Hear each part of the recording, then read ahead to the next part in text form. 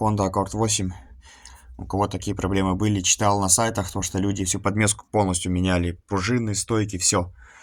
И проблема оставалась. Короче, когда едешь, на кочке наезжаешь, в салоне стука не слышно. Только открываешь окно, когда, допустим, лето, у тебя начинает все тарабанить. Вот такой вот это звук.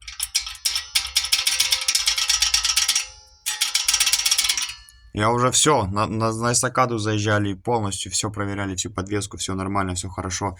Так, не ржавчина, это все грязь. А звук оказался вот, в ручнике это все лежит. Та сторона нормальная, вот это. Вот. Я читал то, что многие с этой проблемой сталкивались, но откуда она идет, кто, как, почему, никто не знает. Многие не нашли ее. Вот она.